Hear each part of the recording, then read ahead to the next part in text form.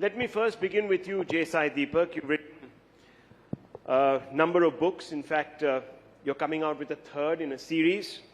What values define a Bhartiya for you? So, one, I think the question that is usually asked is whether this is a religious construct or a civilization construct or a cultural construct. I think if you go by the words of Sri Sarvepalli Radhakrishnan and Swami Vivekananda, it's impossible to take religion out of Bhartiya life. And I think a lot of people have tried but have failed to remove religion from even politics for that matter. Whether that's for the good or the bad, that I think posterity will decide. But it's a statement of fact, it exists. So I believe that religion and culture go hand in hand in informing the civilizational identity of this land, which is Bharat. But the problem is, if you were to treat this as a construct which is meant to exclude certain populations from the tapestry of Bharat's identity, well, that's not the purpose of it. When you try and reclaim your identity, you're merely saying this is who I am, and I'm happy to accommodate everybody else who does not have an antithetical relationship with this identity. So as far as I'm concerned, both Hindu Dharma along with civilizational aspects which are part of, let's say, Hindu cultural mainstream define what is Bhartiyata. During the course of the drafting of the constitution, one of the questions that was asked is that when public morality is sought to be defined and its contours are sought to be understood in the context of Bharat, what is the repository or the reservoir from which we draw those values? To which several members of the Constituent Assembly took the categorical position that Dharma is the public morality of Bharat. So if you were to ask me what is the defining trait which defines Bhartiyata, then you start and end with Dharma. Now, unfortunately, since English is a language which is incapable of providing a decent translation for Dharma, it is typically and crudely and incorrectly translated or approximated to religion, which it is not. It's more a code of conduct, but it also has a certain set of principles which clearly trace their origins to the Hindu faith system or the agglomeration of Hindu faith system, so to speak. So for me, in that sense, the civilizational identity of Bharat is significantly and primarily informed by Hindu Dharma. But precisely because it's defined by Hindu Dharma, it is capable of accommodating others who do not pose a threat to its very existence. Mr. Anas, let's build on this opening by Sai Deepak. The RSS and other spokespeople expect citizens from other denominations to describe themselves as Hindus. Dharma is, of course, identified very closely with Hinduness, they say, which they say is a function of Bhartiyata. Now, how does one apply it in the context of a multi-religious society such as ours? See, my understanding of Bhartiyata, or Dharma even for that matter, has always been what I was taught as a kid in the school, अनेकता में एकता. हम वो देश थे, हम बहुत गर्व था हमें इस बात पे कि हम अलग अलग पहचान के हैं, अलग अलग धर्म के हैं, अलग अलग जाति के हैं, अलग दिखते हैं, अलग जबान के हैं, लेकिन हम एक थे, एक झंडा था हमारा, एक देश था हमारा, उसको हम सलाम कर रहे थे और मेरे लिए बस वही था एक धर्म का मामला. अब साई दीपक ने कहा कि हिंदू धर्म डिफाइन करता है धर्म की भारतीयता क्या है. मैं इससे थोड़ा अलग मत रखता हूं लाजमी तौर पे. मेरा ये कहना है कि जब 1950 में हमने संविधान अपनाया तो हमने इस मुल्क को एक डिसाइड किया कि हम ऐसे देखते हैं, ये ऐसा होगा, एक सेक्युलर देश होगा, ऐसा देश होगा जहां सब बराबर होंगे, जहां सबके पास समान अधिकार होंगे. आज जब आप नागरिकता पे, और मैं ये नहीं कहता हूं कि जैसे एक बहुत ज्यादा प्रिविलेंट आर्ग्यूमेंट है आर्टिकल 14 को लेके, मैं वो आर्ग्यूमेंट ही नहीं लेता हूं. मैं मानता हूं कि हाँ आर्ग्यूमेंट आर्टिकल 14 सिर्फ इंडियंस के लिए है, सिर्फ सिटीजन्स के लिए, मैं वो नहीं कहता हूं. लेकिन जब आप पूरा उसका बेस बना देते हैं धर्म को, तो आपको ये देखना पड़ेगा कि डेमोक्रेसी जो खुद अपने आप में एक वेस्टर्न कंस्ट्रक्ट है, लेकिन हम उसको लेके चल रहे हैं और इतने उस पर गर्व कर रहे हैं, उसमें कि कौन से और ऐसा डेमोक्रेटिक या सेक्युलर देश है जहां पे धर्म के बेसिस पे सिटीजनशिप दी जा रही है. और सिटीजनशिप एक वो राइट है जो आप वापस नहीं छीन सकते हो. एक बार आप दे देते हो तो छीन नहीं सकते हो। तो हमें किसको दे रहे हैं, कैसे दे रहे हैं, इस पर विचार करने की बहुत ज्यादा आवश्यकता है। So this is interesting because his definition of Bhartiyata is unity in diversity, sort of derives from there. Now, with the government that is identified with Hindutva, many are wary of, outcomes such as these. I think he's referring, without naming it, to the CA. Correct. So how does one now reconcile the objectives of the CAA with the larger construct of the civilization, of the constitution as it stands? See, interestingly, both of us are just coming back from the Chief Justice's court. That's why both of us are trying to, let's say, channel those arguments. So you didn't finish your arguments No, there? it's You want to listed for continue April them 9th, here? in fact. So we are on the opposite sides in that matter. So I don't see why this has got to do with CA. But in any case, I'll try and address this. Just so that I answer your question to him in a slightly different fashion, I disagree with the RSS's definition of Hinduism and Hindutva completely. At least on their attempts to say that everybody who is born in this country is a Hindu. I don't think that needs to be said.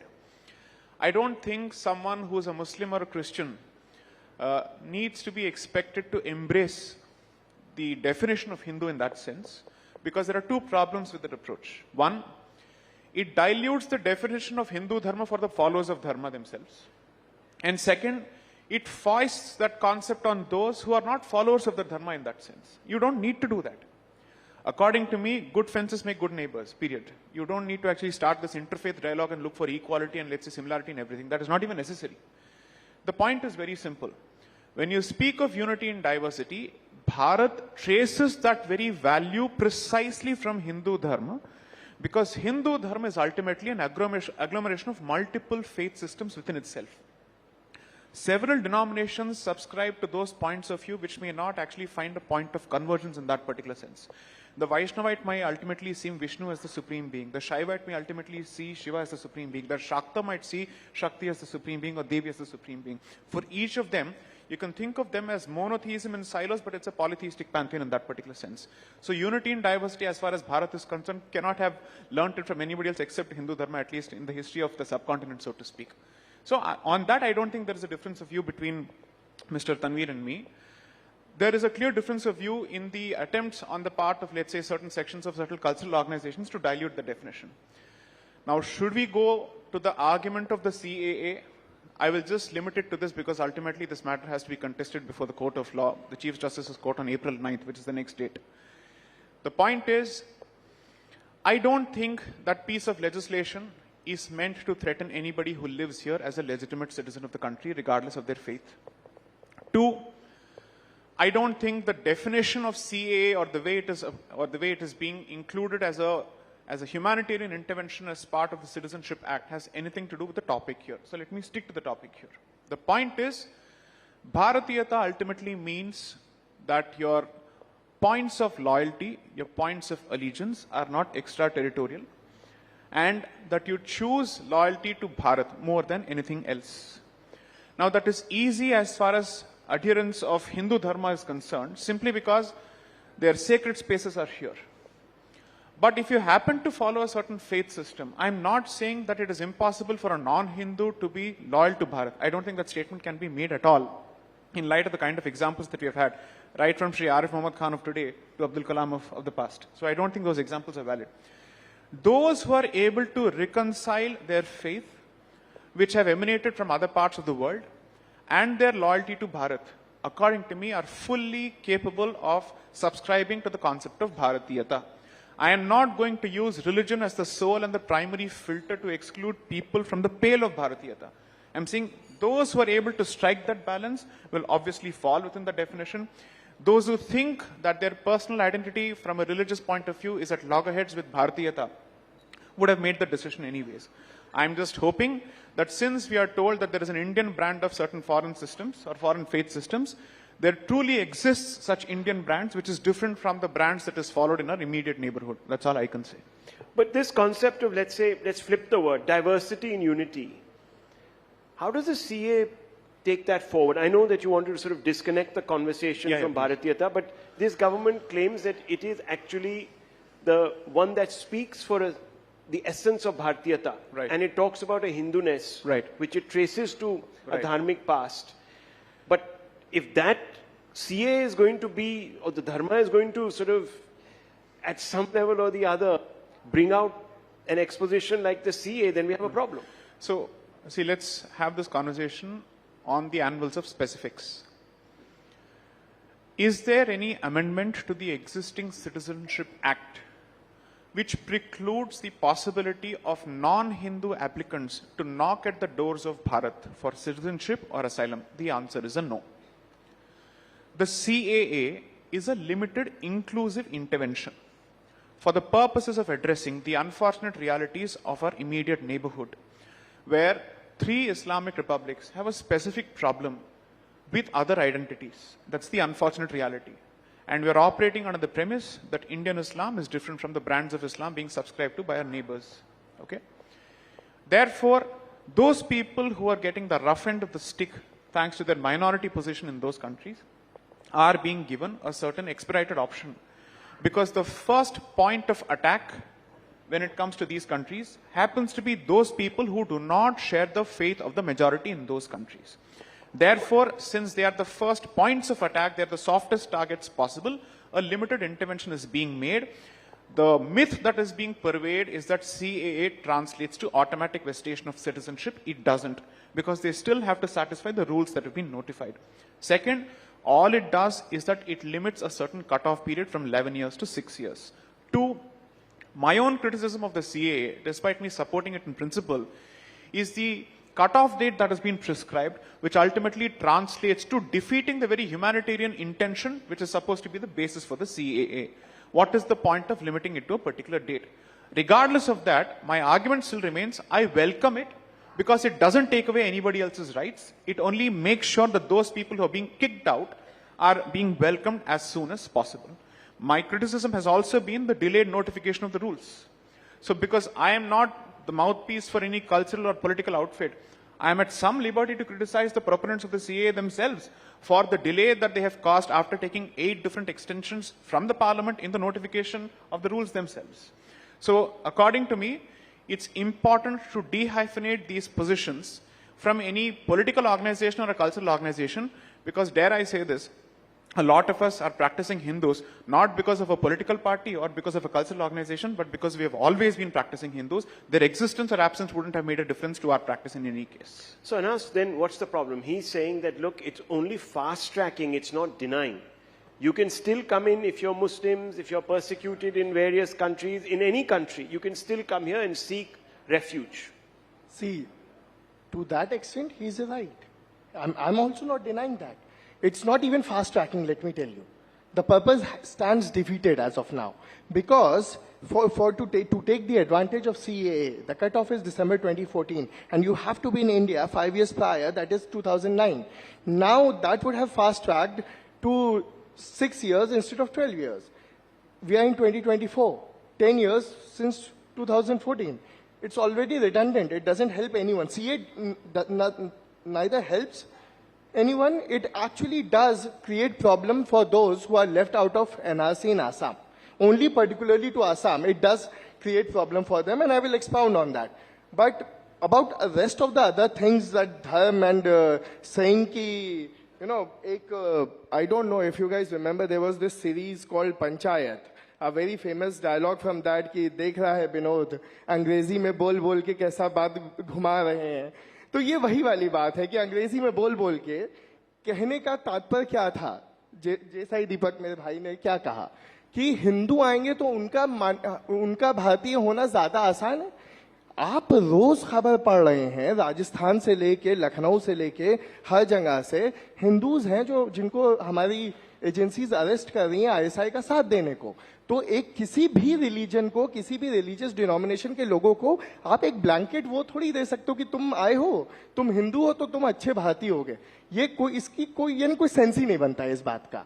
ठीक है, oath of allegiance तो सभी को लेनी है, लेकिन इस बात का कोई सेंस नहीं बनता. यानी इससे बेतुकी बात तो मैंने reasonable classifications reasonable classification by many countries. Let's talk about Hindu. What about the Tamil Hindus from Sri Lanka? What about the Buddhists from China and other places? For that, I mean, we have a सो आपने उनको क्यों छोड़ दिया? अगर आपको लेना ही था, and I understand कि आपकी अलग पॉलिसीज वही है तमिल्स के लिए, आपने उनको वो दिया, लेकिन सिटीजनशिप तो नहीं दिया आपने। आपने उनको रेफ्यूजी उसका दिया, सिटीजनशिप नहीं दी। तो आपने तो हिंदू के साथ भी पूरा कोई अच्छा तो नहीं किया है, आपने उनको भी छोड़ दिया है। दूसरी चीज, मैंने कहा मेरे सीए से कोई कॉरल नहीं है, it doesn't affect me, it doesn't affect me at all. मेरी सिटीजनशिप सेफ एंड सिक्योर है। लेकिन असम में 19.4 लाख लोगों की सिटीजनशिप चली गई है, वो भी नेचुरलाइजेशन के लिए अप्लाई कर सकते हैं उसमें से। लेकिन अगर अब सीए के तहत अगर उनको करना पड़े, मैं ये नहीं कह उनको सिर्फ इसी के तहत करना है, लेकिन अगर करना पड़े तो 2 लाख जिसे असम में ज्योतिवादी कहते हैं, जो हमेशा अपने को असमीज कहते रहे हैं, कि अपने को इंडिजीनियस कहते हैं, वो भी तो बाहर हैं। क्या वो खुद को पहले बांग्लादेशी प्रूव करेंगे हिंदुस्तानी कहलाने के लिए? इससे बड़ी absurd कोई चीज हो सकती है कि हिंदुस्तानी को हिंदुस्तान के सिटीजनशिप के लिए, नेचुरलाइजेशन के लिए खुद को पहले बांग्लादेशी प्रूव करना पड़ेगा। Okay. I'll try and make sense of the garbled argument presented here and see if I can unpack a few layers from Garbled that argument. Yes. Okay. So first, see, here's the point. Yeah. Ever since the end of the LTTE, situation has normalized to such an extent that Tamil Sri Lankans are not being forced to flee that country. That is a fact. The fact of the matter is, if Bharat had an equation or at least the ability to pressurize Pakistan, Bangladesh and Afghanistan to the extent that they could treat their Hindu minorities with some degree of dignity, then the CAA would actually be irrelevant and unnecessary. Because ultimately, it's a question of what is your relationship with those countries, what is the treatment of those populations by their native governments. Today, nobody can accuse the Sri Lankan government of meting out the same treatment to Tamil Sri Lankans the way Hindus of Pakistan are being given treatment by Pakistan, Bangladesh or Afghanistan, so to speak, in those countries. So if you can ensure that they can stay in their own countries without creating any further trouble for themselves or for us, we would want them to stay there. So therefore, the entire argument is this, that Bharat must effectively apply an open dharamshala policy in the name of the CAA, and the CAA is unconstitutional precisely because it doesn't open its doors to every persecuted community under the sun. Frankly speaking, this makes a mockery of the concept of sovereignty and our own borders and our own sovereign interest and security interest. I have no reason to trust a Muslim from Pakistan, Afghanistan or Bangladesh, period. Because ultimately a choice was made, and therefore I will certainly view them with a certain degree of suspicion, a heightened degree of suspicion compared to people coming from the Hindu community in those states. That's a fact. But the Hindus in Pakistan stayed back in Pakistan. Here's the funny part. The Hindus in Pakistan stayed back in Pakistan. Their entire argument is, the Hindus of Pakistan stayed back. Why? Here's the point. When Pakistan was created, the question was, how do we divide land for this area called Pakistan?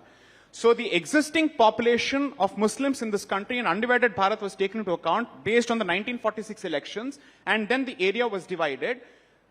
Despite 90% of the population of Muslim community before 1946 voting for the state of Pakistan, the bulk of them stayed back. That's wrong. That's a fact. It's a fact. It's a documented fact. You don't get to actually deny these facts. It is out of context. So today we are being told, it loses in we are being told everybody who stayed back for purposes of patriotism. Sorry, 1946 elections proved whose allegiance were where. Secondly, here's the important thing. The Hindus of So you're talking about the 1946 Yes, I'm elections saying, why did and the Hindus stay results back there? in the Muslim provinces where a large number of Muslims voted for Ultimately, it's like this. Muslim Assume for a League. moment you have a 6-bedroom house. Yes. Out of that, one portion of the family says, we are X number of people, we need 50% of the house. Ultimately, only 2 people shift to that portion of the house which is being given for 50% of the family. The rest of them stay back.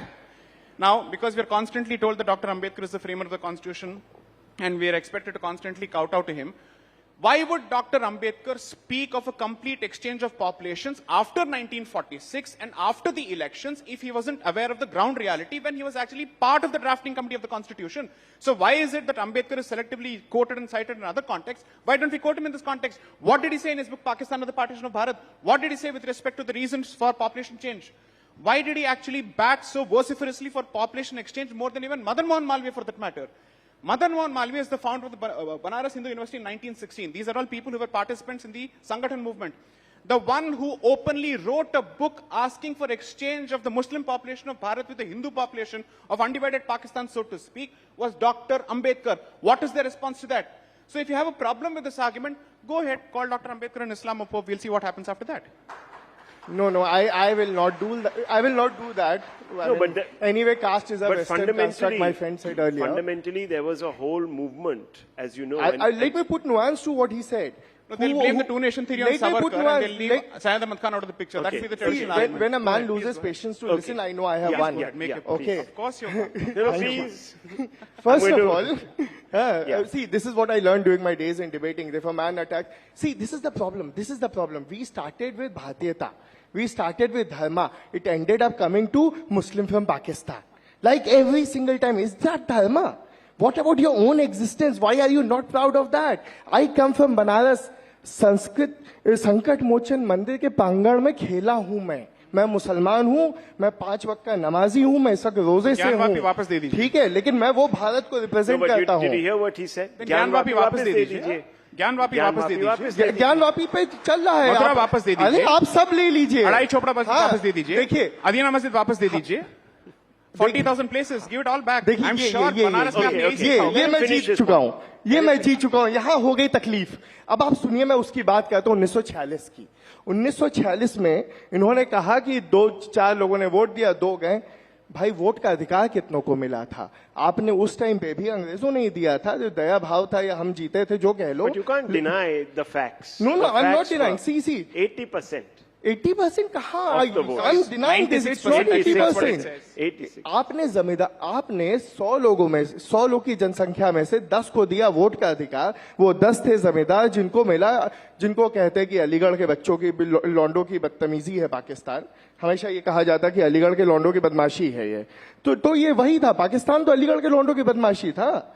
उन्हीं को तो आपने अधिकार दिया था vote का। हम जैसे, चलो हमारे भी रहा होगा, हमारे ठीक ठाक घर से आता हूं मैं, लेकिन बाकी जो गरीब थे वो थे, उनको अधिकार नहीं मिला था, औरतों का अधिकार नहीं मिला था, एक तबके को मिला था। वो तबका पाकिस्तान चला गया, उसको वहां पे बहुत जमीन मिली है, वो बहुत अमीरी से, क्योंकि पाकिस्तान ने तो अपना जमींदारी एबॉलिशन भी नहीं किया, तो इन लोगों के पास जमीन है, वो वहां खुश हैं। हम आज तक उनका झेल रहे हैं, हमसे तो कोई मतलब ही नहीं था, हमारे पास तो वोट था ही नहीं। तो अगर वो इतने हम पे उसका इल्जाम क्यों है? sold on the idea of Pakistan, and if they now find that the idea is not a good one, in fact they are getting actually discriminated because of who they are in Pakistan, then it's not our responsibility to rehabilitate. It is not a responsibility for Hindus also. Sovereignty की बात हुई थी ना, अपने border की बात हुई थी, हिंदुस्तान की बात होती है तो हिंदुस्तान के लोगों की बात होती है। आप सिटीजनशिप नेचुरलाइजेशन का आपके पास पूरा प्रोसेस था, 12 साल में पूरा होता था, एक बहुत अच्छा डेवलप किया था, पार्लियामेंट के पास वो राइट था, पार्लियामेंट पास आज भी वो राइट है।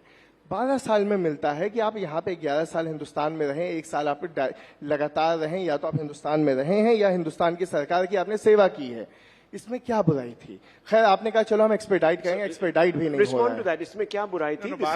Hindustan, he's just saying Hindustan has no civilizational obligation to the Hindus of Pakistan. Fair enough. That's what he keeps saying. 12 times he's just dropped the word Hindustan. Second, Aligarh के लॉन्डों की जो अय्याशी है वो भारत पे बहुत भारी पड़ी। Okay, बहुत भारी पड़ी। Millions of people lost their lives. Millions of women were raped and paraded naked. And this is dismissed as Aligarh ke London ki ayyashi. How insensitive to the people have actually done this. Millions में सारे हैं. That's the funny part. This is the millions funny part. में कोई एक कौम नहीं है. Here's the funny part. So the point I'm trying to make is, we discuss the obligation that independent Bharat has an obligation towards Hindus and Sikhs living in undivided Pakistan. This discussion happens from 45, 46, 47 because the conversation has already started. After the Lahore resolution and Karachi resolution, it's absolutely clear that Pakistan has become a reality. So then on, the questions start getting addressed. The Constituent Assembly starts, it's formulated in August 1946. Subsequently, once the conversation starts, we actually keep a few seats open in the hope that Pakistan doesn't become a reality. That is the extent to which we went. When we realized this is not going to happen, we switched the conversation to ask the question, what do we do to those people who are being held hostage? Because the history of this period will show that Pakistan decided to use the non-Muslim population of that particular area as a hostage population to negotiate with Bharat. The entire basis for the Nehru-Liaquat Pact ultimately was this. Let's assume for a moment that we don't owe an obligation to the Hindus of Pakistan and Pakistan doesn't have a duty with respect to Muslims of India. Why did the fount of everything that's great in this country, Shri Pandit Jawaharlal Nehru, choose to enter into a Nehru-Liaquat Pact where both of us are assuring the other with respect to the safety of religious minorities in their country? What is this basis then? Ultimately, at the political level and at the constitutional level, we have accepted that we have a civilizational duty towards these minorities. Anas, This that's is a valid documented point. fact. That is That's a a very valid valid point. point. See, There you go. I'm neither holding brief for Nehru, nor I'm No, no, holding no, brief you for please Pakistan. answer the first of specific all. question. Forget But about holding a I brief. completely agree with that. At that point, So we are now Nehru-Liaquat- executing that civilizational brief. No, allow me. The civilization, Nehru-Liaquat Pact, what did it say? It said कि भाई तुम अपने तरफ के minorities की वो करो, हम अपनी तरफ के करेंगे. वो चल रहा है, वो वहां भी चल रहा है, यहाँ भी चल रहा है. नहीं हो रहा है, आप इंटरनेशनल फोरम्स पे प्रेशर डाल सकते हैं. हिंदुस्तान बहुत मजबूत है, हमने पाकिस्तान को बहुत पीटा हुआ है भाई. आप क्या बात करते हैं? हम हर जंग जीते हैं, डिप्लोमेसी में हम उनसे ऊपर हैं, हर चीज में हम विश्वगुरु हैं, mother of Talk democracy about हैं. the spirit of the agreement हाँ, gave both the countries a say in the welfare of the religious minorities across each other's borders. Right. Because of our history. Unfortunately, in Pakistan, they broke that contract, that agreement. Now we fear for the future of the religious minorities, the Hindus, the Sikhs, the Christians, the Buddhists, the Jains, and the others. Christians So they also. say, where are the Jews? Well, there was only one Jew according to the census of Pakistan. Yeah. So they are Jews- saying that Jews because is you do not not a include question. Jews. That's not the So point. here's the point. If you read Articles 5 to 11 of the Constitution, that is entirely Pakistan-centric when you're defining citizenship as part of your own constitution because you realize that there's a continuing cord that connects you with the people there. It also speaks of how many people can go there. When you come back, what happens to your citizenship, so on and so forth. So in the backdrop of your specific history of the subcontinent, considering the basis for the partition, for us to say we owe no obligations whatsoever, despite the Nehru-Liaquat Pact, according to me, is to make an argument in vacuum when there are clear documented facts to the contrary. Look, I get the sense. मैं Can अपनी I बात ask को a कह भी provocative नहीं पाया question? था, लेकिन I'm very thankful to my friend here. He knows that I'm fasting and I can't speak much, so he's doing all the नहीं, speaking मेरा for भी me. Tuesday fast चल रहा है. नहीं, आप पानी तो हनुमान जी पी का सकते fast हो चल कि रहा है. नहीं? हाँ, तो but I'm being thankful to you. Why are you getting agitated? I'm just being thankful to you. Don't get so angry. You need not be so angry. हम लोग बहुत गुस्से वाले हो गए. क्या हो गया है? शांत रहो यार. अच्छा है सब. These ठीक are है. responses to my arguments. Please continue. हाँ, अब मैं आता हूँ उस बात पे. मैंने कहा मेरा सीए से कोई क्वारल नहीं, मैंने शुरू में ही कहा था. मैं फिर से वापस आ रहा हूं. मेरा क्वारल क्यों होगा? थोड़ा सा है, वो है अनकॉन्स्टिट्यूशनैलिटी पे. मैं संविधान को मानता हूं. मैं संविधान के अगर कोई चीज अनुरूप नहीं है, कोई कानून, तो वो गलत है. Okay, so बाकी one सब very कुछ अलग quick है. question that many people bring up, Article 14, ultra-virus. No, or I'm on Article 15. I'm not on Article 14. 15. Okay. A quick response. It's just ultra-virus of the Constitution. Can I No, it's explain fantastic. I that? think Then it's he a can great rebut point. that. Okay, Okay. my argument. Let me Please place go my ahead. argument. Okay. Section 31C of Citizenship Act, which came by the 2003 amendment, for the first time said that a child born in India will be an Indian citizen That's if true. either of the parent are Indian citizen and the other is not an illegal immigrant. I'll wrap it up. Okay? Is not an illegal immigrant. Now place this like this. I am a Muslim, born after 2003. I'm an Indian citizen. My mother is not. Sure. My mother is an illegal immigrant. Similarly placed, there is a Hindu kid. On the same footing. He can take advantage of the CA, I cannot. Article 15 says there cannot be a discrimination on the basis of race, religion, caste, I'll answer gender, the so on question. and so forth. I'll answer the 1 question. 1 minute, 20 seconds. The problem with this argument is that a Pakistani Hindu refugee who has come through a legitimate refugee channel is being equated with a Bangladeshi Muslim immigrant who has come through the illegal channel as part of this particular I'm talking definition. about born in Therefore, India. When Pakistani Hindu I'm refugees... talking about Indians. I'm That's not exactly even talking what about I'm saying. Pakistanis. A Pakistani Hindu refugee and an Indian parent, so to speak, when they combine, it's a marriage between an Indian citizen and a refugee within Bharat, which is recognized by an Indian law. But when an illegal migrant wants to marry a citizen, that is not the same as a refugee marrying a citizen. That's point number one. Two, since we are constantly being told equal treatment, we should be concerned about the people here, we should always think about only the people here. What is my friend's position on the Uniform Civil Code? See, this obsession, no, I'll No, it's not an obsession. No, It's a no, legitimate See, question. jumping, Gyanvapi दे दो, ये कर It दो, is a part of the UCC, constitutional. It's a matter of तुमने it's in the संविधान के पे, I raised in a the- question on point of law, you did Mr. not Anas, respond. Mr. Anas, let's not इधर change उधर the की बात कर रहे हो। goalpost. He's asked you a valid question. We've got 20 seconds. I'm asking you. The Constitution itself says we should give ourselves a uniform civil code. The Supreme No, Court it itself. is part of DPSP. Yes, It yes, is not yes, part of sir. fundamental right. First, Sir, not let me enforceable. realize my fundamental rights. That is the Sir, priority. it is an objective of the Constitution of No, India. fundamental as rights are part the of- priority. First, give me Sir, that. it is a directive principle. You aspire towards that. The state aspires for that. It is an ideal that we must aspire to, as the Constitution also upholds many other ideals to aspire to. No, not time's up. I could You not, need to you answer. won't give me time to respond, and you Please, go ahead. 1 minute. See, no, you haven't even raised a question. What will I No, respond I've to? asked you. I said, how are you saying that this is See, UCC is part of DPSP. मैं अभी fundamental rights की लड़ाई लड़ रहा हूँ. अभी मेरे पास खाने को नहीं है. इस देश में इतने लोग हैं जिनके पास मूलभूत चीजें नहीं So है. it's आप okay if Aspire exceptions are कर रहे made हैं for बड़ी certain बड़ी. communities. Exactly. Those Preserve exceptions our can respective stay. religious freedoms and give us the UCC ability में to oppose Article 12 anybody में else who is being personal actually right affected in protected है. Pakistan. That's the simple Article 12, argument. which is part Okay. of fundamental right, protects my personal right. Okay, gentlemen, you know, I didn't anticipate such passion, but we find that, no, but look, at least debate is alive in this country. So tell all those people out there that we can debate without fear or favor even the trickiest issues in India today. I'll leave it at this. Thank you very much.